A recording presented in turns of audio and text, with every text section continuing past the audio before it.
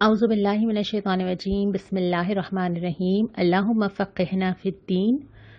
आज हम पारा नंबर 10 का आगाज़ करेंगे और पारा नंबर 10 में भी अभी सूरह अनफ़ाल ही जो हमने कल शुरू की है इसी का तसलसल चलेगा। सबसे पहले मैं वो जवाब देख लूँ जो आपने मुझे भेजे हैं कि नबी करीम सल्लल्लाहु अलैहि वसल्लम से कैसा ताल्लुक़ मतलूब है। अच्छा, इस जवाब को भी देख लेते हैं कि नबी करीम सल्लल्लाहु अलैहि वसल्लम पर ईमान लाना, और ईमान का मतलब ये कि यकीन होना कि आप बरहक हैं और जो हिदायत लेकर आए हैं वो भी बरहक है। फिर मोहब्बत का ऐसा ताल्लुक़ होना जो दिखाना मतलूब नहीं है कि वो हर जगह चमकती नज़र आए, हर जगह कुमकुमे नज़र आए, सबको मालूम हो, बल्कि मोहब्बत ये है कि आप जिससे मोहब्बत करते हैं उसकी तरह बनना चाहते हैं। तो नबी करीम सल्लल्लाहु अलैहि वसल्लम की सुन्नत पर अमल करना।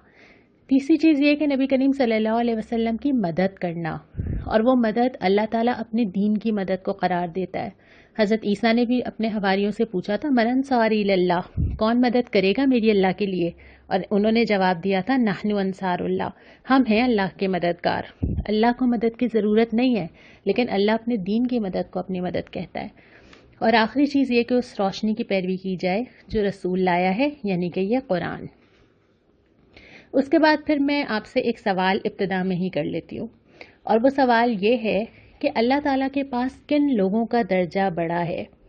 आपने मुझे ये बताना है कि सूरह तौबा की कौन सी आयत है, आयत नंबर आप मुझे बताएंगे जिसमें इस सवाल का जवाब है, अल्लाह ताला के पास किन लोगों का दर्जा बड़ा है।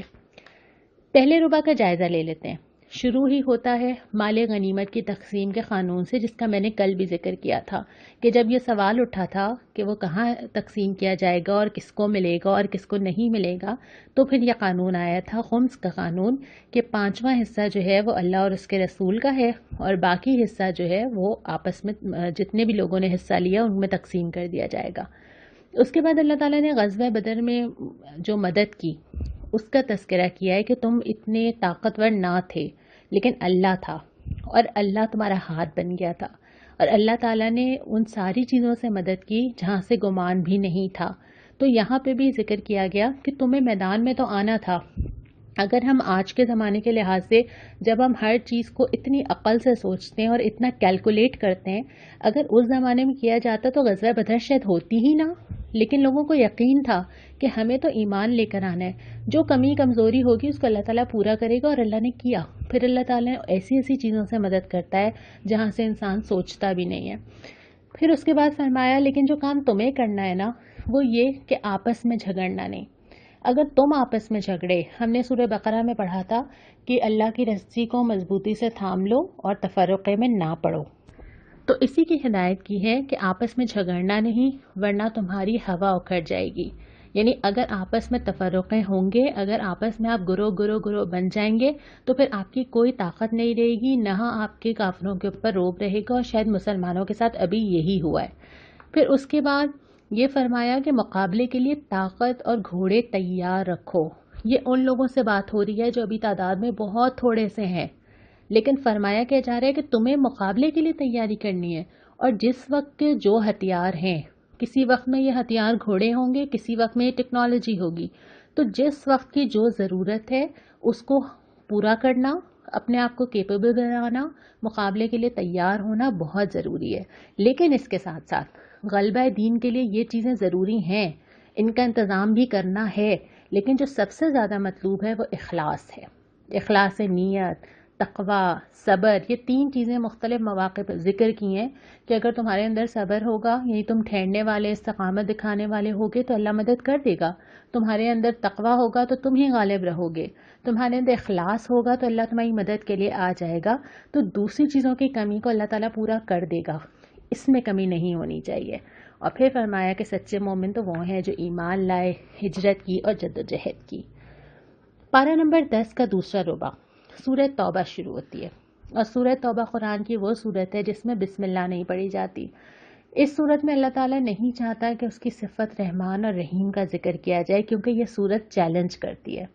यहाँ पे मामला ये नहीं है कि माफ़ कर देंगे, रहम की उम्मीद लगाएं, नहीं। इब्तिदा से ही ये सूरत चैलेंज करती है कि अल्लाह और रसूल का ऐलान बरात है, और उन तमाम लोगों से है जो इस्लाम के दायरे में नहीं आते। इस्लामी निज़ाम आने के बाद सिर्फ 3 ऑप्शंस रह जाते हैं, या तो इस्लाम ले आया जाए, نمبر 1. نمبر 2 مقابلہ کیا جائے، لڑا جائے. نمبر 3 ذمہ ہو جایا جائے، یعنی جزیہ دیا جائے، ٹیکس دیا جائے اور اسلامی حکومت کے تحت رہا جائے، کیونکہ اسلام کمپرومائز کرنے کے لیے نہیں ہے. یہ نہیں ہو سکتا کہ دوسرے بھی دین غالب رہیں اور اسلام بھی غالب رہے. یہ پاسبل ہی نہیں ہے، یہ فطری چیز ہی نہیں ہے. اسلام نے تو پوری دنیا پہ غالب ہونا ہے، اور اگر اس نے غالب کرنا ہے تو اس نے سامنے والوں کو سرنڈر کروانا ہے. تو جو اسلامی مملکت کے آنے کے بعد یہ جو صورت ہے یہ اسی چیلنج سے شروع ہوتی ہے. چیلنج کیا جاتا ہے، قتال کا حکم دیا جاتا ہے، کہا جاتا ہے کہ اگر تمہیں ڈرنا ہی ہے تو اللہ سے ڈرو. اس دنیا میں اگر سب سے کوئی پاورفل اور طاقت والا ہے تو وہ اللہ ہی ہے، اس کے علاوہ تو کوئی نہیں ہے. اس کے بعد پھر یہ تصور کلیئر کیا گیا ہے کہ کیا تم نے مسجدوں کی مجاوری، حاجیوں کو پانی پلانا، اس طرح کی نیکی کو اور اللہ کی راہ میں جہاد کو، کیا دونوں کو برابر نیکی سمجھ لیا ہے؟ اور پھر اللہ تعالیٰ نے اس بات کو کلیئر کیا کہ نہیں، یہ دونوں برابر نہیں ہیں. ہمارے یہاں اس بات کا بہت رواج ہے کہ مسجدوں کی تعمیر کے لیے، مسجدوں کے مینار بنانے کے لیے، کسی ایسی جگہ پہ حاجی ہیں تو وہاں پہ کھانا بانٹنے کے لیے ان چیزوں کو بہت بڑا ثواب سمجھا جاتا ہے. اور یہ ثواب ہے، لیکن اس سے کہیں کہیں زیادہ بڑا ثواب یہ ہے کہ اللہ کے دین کو غالب کرنے کی کوشش کی جائے کسی بھی ذریعے سے، جتنا بھی ممکن ہو. تو یہاں پہ بھی یہی فرمایا گیا کہ اگرچہ وہ بھی نیکیاں ہیں، لیکن اس سے بہت بڑی نیکی یہ ہے کہ تم اللہ کے دین کے لیے، اللہ کے لیے جد و جہد کرو. اس کے بعد پھر ہلکا سا تذکرہ غزوہ حنین کا آتا ہے، اور اس کے بعد پھر اصول بتا دیا جاتا ہے. هو الذی ارسل رسولہ بالہدی ودین الحق لیظہرہ علی الدین کلہ ولو کرہ المشرکون. یہ اللہ ہے جس نے اپنا دین اور ہدایت غالب ہونے کے لیے بھیجے ہیں. یہ جو اللہ کا دین آیا ہے نا، کسی کو کتنا ناگوار ہو، کتنا برا لگے، کتنا ہی وہ چاہتا ہو کہ ایسا نہ ہو، کافر ہو، مشرک ہو، منافق ہو، لیکن یہ دین آیا ہی اسی لیے. اس کو میری انفرادی زندگی سے لے کے میرے پورے معاشرے میں قائم ہونا ہے، اور جب تک یہ نہیں ہوا جب تک ہم دین پہ پوری طرح عمل نہیں کر رہے، تو یہ تو اللہ تعالیٰ نے طے کر دیا ہے. اس کے بعد پارہ نمبر 10 کا تیسرا ربع آتا ہے، اور بالکل شروع میں مال جمع کرنے پہ وعید کی گئی ہے کہ جو لوگ باطل طریقوں سے جمع کرتے ہیں، جو لوگ سونا چاندی جمع کر کے رکھتے ہیں، تو اللہ تعالیٰ نے اس پہ بہت وعید کی ہے کہ وہ اپنے پیٹوں کو آگ سے بھرتے ہیں. نسی کے قاعدے کی مذمت کی گئی ہے. نسی یہ تھا کہ انسان اللہ تعالیٰ کے ساتھ چیٹ کرنے کی کوشش کرے، نعوذ باللہ. اس میں یہ کرتے تھے کہ ہر سال 1 مہینہ ایڈ کر دیتے تھے. ابھی تو ہم قمری مہینے کے حساب سے روزے رکھتے ہیں، اور رمضان اب گرمیوں میں آنے لگے ہیں نا. اگر ہم ہر سال 1 مہینہ اضافی ایڈ کرتے جائیں گے تو ہوگا یہ کہ ہم ایک ہی مہینے میں آتا رہے گا، اور اس سے جو ہم ہر موسم میں عبادت کرتے ہیں، کبھی آسانی میں کبھی مشکل میں، اس سے بچ جائیں گے اور اپنی مرضی کے مہینے میں ہی چلتا رہے گا. تو یہ ایک طریقہ انہوں نے اس وقت ایجاد کر لیا تھا کفار نے. دوسرا یہ تھا کہ حلال مہینے کو حرام اور حرام کو حلال. مثال کے طور پہ اللہ تعالیٰ نے حرمت کے مہینے رکھے ہیں کہ اس میں قتل یا لڑائی نہیں کرنی ہے، اس مہینے میں کر لیا، اور کسی اور مہینے کو اس کے آلٹرنیٹ کے طور پہ حرام کر دیا. تو یہ چیزیں چونکہ اللہ تعالیٰ نے منع کیا تھا اس سے، اور یہ ایک طرح سے کوشش تھی کہ اللہ کے حکم کو بدل ڈالا جائے، تو یہاں پہ اس کی مذمت کی ہے. اس کے بعد فرمایا کہ کیا تم نے آخرت کے مقابلے میں دنیا کی زندگی کو پسند کر لیا. یعنی ہر وہ چیز جو انسان کو کسی غلط راستے پہ لے کے جاتی ہے، اس کا آخر میں ایک ہی وجہ ہوتی ہے کہ انسان دنیا حاصل کرنا چاہتا ہے. اس کو یہاں پہ صحیح کیا، بلکہ یہ بھی کہا کہ کیا تم زمین سے چمٹ کے رہ گئے جب تم سے کہا گیا کہ نکلو اللہ کی راہ میں، تو پھر تم اپنے وہ گھر، اپنی وہ چیزیں، اپنا وہ کمفرٹ زون، تمہیں وہ چھوڑنا گوارا نہیں تھا. تو اس پہ تبصرہ کرتے ہوئے فرمایا کہ آخرت چاہیے یا دنیا چاہیے؟ جو چاہیے اسی کے لیے انسان کو کھپنا بھی پڑتا ہے، لگنا بھی پڑتا ہے، ٹائم بھی دینا پڑتا ہے. پھر غار ثور کا واقعہ سنایا کہ جس طرح پریشانی حضرت ابو بکر نے پریشانی محسوس ہوئی، ان کا اظہار ہوا، تو اللہ کے نبی صلی اللہ علیہ وسلم نے کیا فرمایا تھا؟ غم نہ کرو، اللہ ہمارے ساتھ ہے. اور یہ ایک چیز سمجھ آ جائے، زندگی آسان ہو جاتی ہے. زندگی کا کوئی مسئلہ ہو، اللہ ہمارے ساتھ ہے. اور اس کے بعد اللہ تعالیٰ نے فرمایا نکلو، خواہ ہلکے ہو یا بوجھل. یہ 2 اپوزٹس ہیں، آپ اس میں کچھ بھی اضافہ کر لیجئے. ہلکے ہو یا بوجھل، بیمار ہو، تندرست، جوان ہو، بوڑھے، زیادہ پیسے رکھتے ہو، امیر ہو، غریب، جو بھی شامل کر لیجئے. گویا جو بھی تمہاری حالت ہے اس وقت، اس کے اندر جو پاسبلٹی ہے اللہ کے لیے کرو. کسی کے پاس بہت سارا ہوگا، کسی کے پاس کم ہوگا، کسی کے پاس وقت زیادہ ہے، کسی کے پاس کم ہے، کسی کے پاس پیسہ زیادہ ہے، کسی کے پاس کم ہے، تو جو ہے وہ لگا دو، جو بھی لے آؤ۔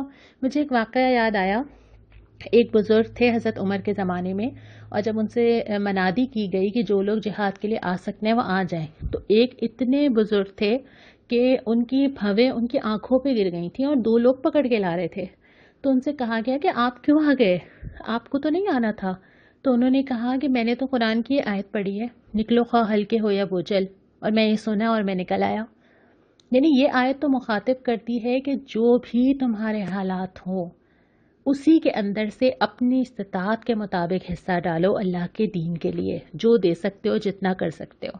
اس کے بعد پھر فرمایا کہ مومن کے لیے تو ہر صورت بھلائی ہے۔ اللہ تعالیٰ نے وہ قول نقل کیا ہے کہ ان سے کہا گیا کہ تم کہاں جا رہے ہو، تم فوت ہونے جا رہے ہو کیا؟ ایسے میدان جہاد میں جب چلے جاؤ گے تو تمہاری جان کو خطرہ ہے؟ تو انہیں جواب دیا کہ ہمارے لیے تو دونوں صورتوں میں بھلائی ہے، شہید ہو جائیں گے یا واپس فتح یاب ہو کے آئیں گے۔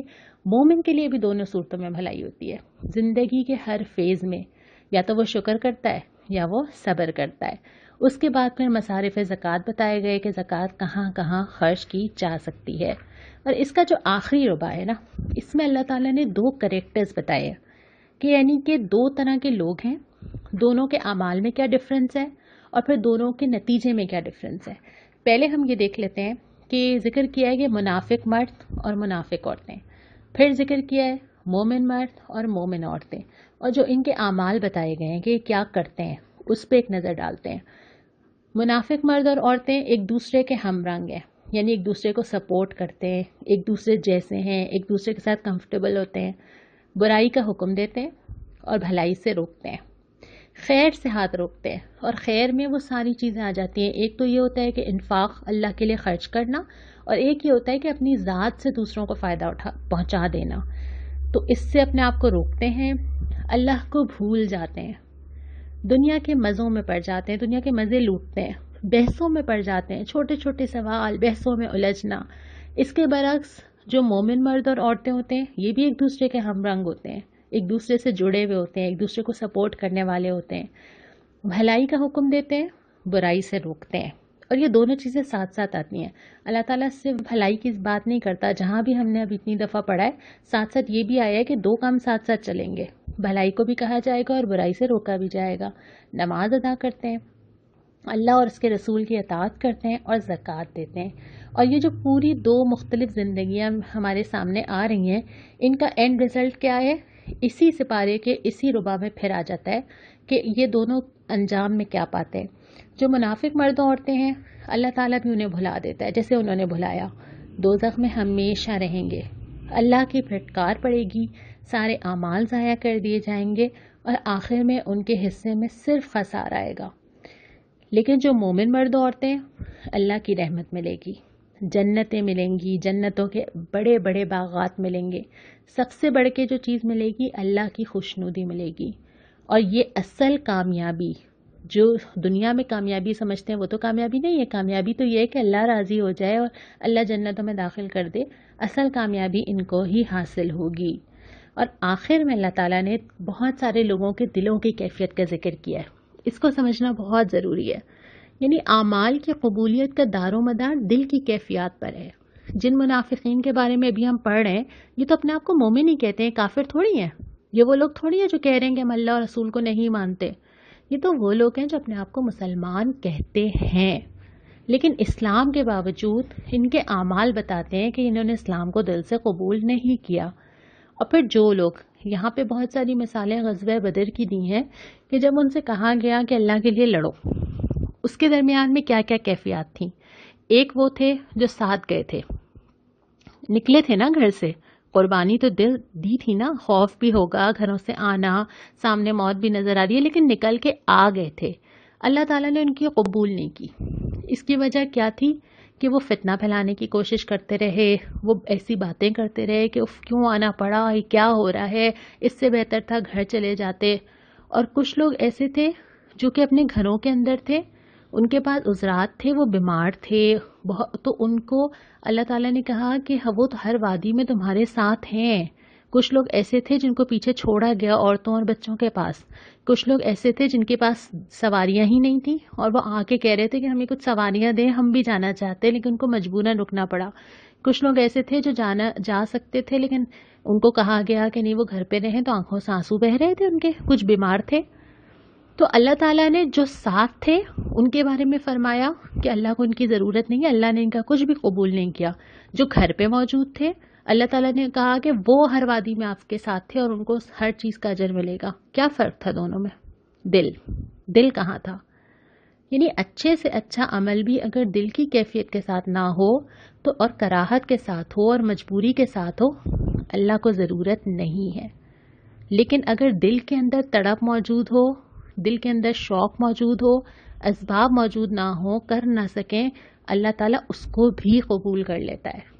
تو سب سے پہلے اپنے دل کے اندر جھانکنا ہوگا کہ ہمارا دل کہاں ہے، اور اللہ تعالیٰ اسی کے حساب سے ہمارے اعمال کو قبول کرے گا۔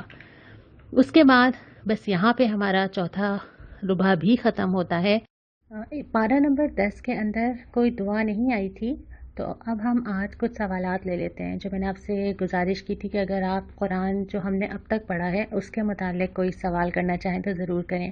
اس میں سے جو فقہی مسائل تھے ان میں سے میں نے بہت ساروں کو تو براہ راست جواب دے دیا، لیکن یہ کہ ہم چونکہ فقہ کی بہت تفصیل میں نہیں جا رہے یہاں پر، تو اس لیے وہ سوالات میں نے نہیں لیے ہیں۔ اچھا، ایک کوثر پروین سر سید ٹاؤنسن کا سوال ہے کہ کیا ہم لباس کے مقاصد کو پورا کریں؟ دیکھیں کوثر، یہ تو ہم خود بتائیں گے اپنے آپ کو۔ ہم نے جو لباس کی شرائط پہ بات کی تھی نا، ان کو ہم سامنے رکھیں اور اپنے لباس کو خود چیک کریں، لیکن 2-3 چیزوں کا اس میں خیال رکھنا ضروری ہے۔ پہلی بات یہ کہ اللہ کی بتائی ہوئی حدوں کو اور کلچر کی چیزوں کو مکس نہ کریں۔ بعض دفعہ یہ ہوتا ہے کہ ہم کلچرل چیزوں کو صرف اسلامی لباس سمجھ رہے ہوتے ہیں۔ اسلامی لباس اور ہمارا کلچرل لباس دو مختلف چیزیں۔ دوسری بات یہ کہ ہم لباس پہ پہلی نظر نہ ڈالیں، ہم پہلی نظر دل کے اندر ڈالیں۔ ہمارے یہاں جو اسلام پہ عمل کرنے کی ترتیب ہے نا، قرآن شروع کرتا ہے اندر سے، ایمان کی بات کرتا ہے، عقیدے کی بات کرتا ہے، فکر مندی کی بات کرتا ہے، تقوی کی بات کرتا ہے، بعد میں جا کے وہ والے احکامات آئے تھے جس میں اپیرنس چینج ہوئی تھی۔ ہم جب اسلام پہ عمل کرنا چاہتے ہیں تو ہم باہر سے شروع کرتے ہیں، اور ہم سب سے پہلے اگر بہت زیادہ دیندار نظر آنا چاہتے ہیں تو اسکارف لینا شروع کر دیتے ہیں، حج سے واپس آتے ہیں فوراً اسکارف لے لیتے ہیں۔ عقیدہ اندر سے درست ہونا، دل کا اللہ کی راہ پہ چلنا، اللہ سے تعلق ہونا، باقی چیزیں زندگی میں خود بخود آتی ہیں۔ اور یہی غلطی ہم یہ کرتے ہیں جب ہم دوسروں کو جج کرتے ہیں۔ ہم دوسروں کو بھی ان کے اپیرنس کی وجہ سے جج کرتے ہیں کہ وہ کتنے دیندار ہیں۔ اصل میں ایسا ضروری نہیں ہے۔ کبھی کبھی دینداروں والا حلیہ ہوتا ہے لیکن انسان اندر سے دیندار نہیں ہوتا، اور کبھی کبھی بظاہر حلیہ دیکھ کے ایسا لگتا ہے کہ شاید دین کی سمجھ ہی نہیں ہوگی، لیکن وہ انسان بہترین تقوی والا اور بہترین اخلاق والا ہوتا ہے، لیکن اپنا ٹائم لے رہا ہوتا ہے۔ ہر انسان جو ہے وہ زندگی میں مختلف کشمکش سے گزر رہا ہوتا ہے، ضروری نہیں ہے کہ ہم اس کو جیسا دیکھ رہے ہیں اس کی دل کی کیفیت بھی وہ سب ہو۔ ہم بہت ساری نیکیاں کرنا چاہتے ہیں، کر نہیں پاتے، اپنے ظاہری حلیے میں چیزیں بدلنا چاہتے ہیں، بدل نہیں پاتے، اس کا یہ مطلب نہیں ہوتا کہ ہمارا اللہ تعالیٰ سے تعلق نہیں ہے۔ تو پہلی چیز جس کی فکر کرنی چاہیے وہ یہ کہ ہمارا اللہ سے تعلق، ہمارا تقوی، ہماری عبادات کیسی ہیں، پھر یہ بعد میں بہت ساری چیزیں ہیں، یقیناً ان کا بھی اہتمام کرنا چاہیے۔ اس کے بعد مجھے صدف صادق نے آسٹریلیا سے توجہ دلائی ہے کہ میں نے پارہ نمبر 5 کی ویڈیو میں غلطی سے قتل کرنے کو قتل عمد کر دیا ہے، جبکہ اس کی ٹرم قتل خطا ہے۔ آپ نے بالکل ٹھیک کہا ہے، اور آپ سب اپنے پاس رسی کر لیجئے۔ میں نے ذکر کیا تھا کہ غلطی سے قتل کرنے کا کفارہ کیا ہوتا ہے، لیکن میں نے وہاں پہ ٹرم جو ہے وہ قتل عمد کہہ دی تھی۔ اچھا ماریا، آپ کا سوال یہ تھا کہ ماں باپ اگر شرک کا حکم دیں تو کیا کیا جائے؟ دیکھیں، جہاں ہم نے سورہ بنی اسرائیل میں پڑھا تھا کہ ماں باپ کے ساتھ حسن سلوک کرو، ان کو اف تک نہ کہو، اس کا تعلق ان کے مذہب سے نہیں تھا۔ ماں باپ اپنی جگہ پہ خواہ وہ مسلمان ہوں یا نہ ہوں، تب بھی ان کی رسپیکٹ، ان کی عزت اپنی جگہ برقرار رہے گی۔ البتہ یہ ہے، خالق کی معصیت میں کسی مخلوق کی اطاعت نہیں کی جاتی۔ جو احکامات اللہ تعالیٰ نے دے دیے ہیں اس کے مقابلے میں، چاہے وہ ماں باپ ہوں، چاہے وہ شوہر ہوں، چاہے وہ کوئی اور انسان ہو، چاہے وہ حکمران ہو، کسی کی بھی اطاعت نہیں کی جائے گی۔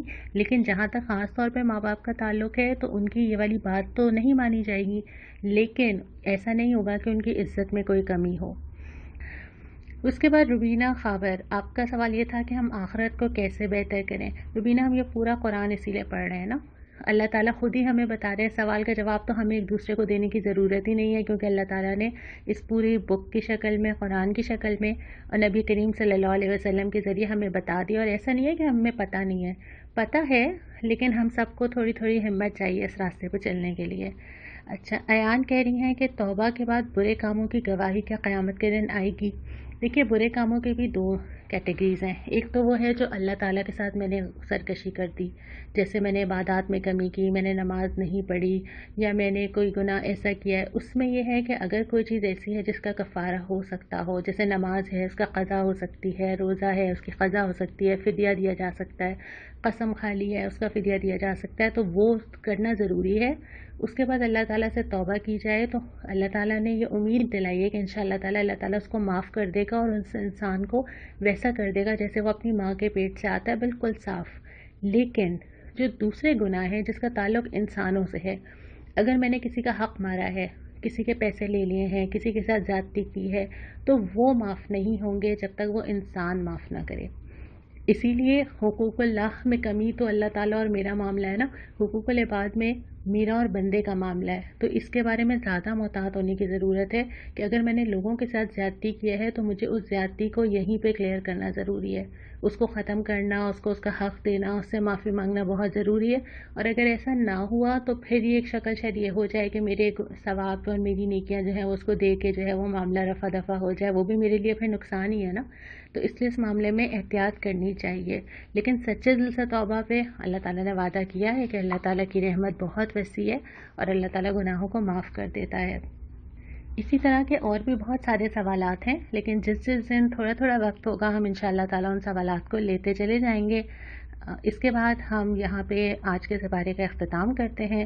انشاءاللہ تعالیٰ کل ہم 11واں سپارہ شروع کریں گے. السلام علیکم ورحمۃ اللہ.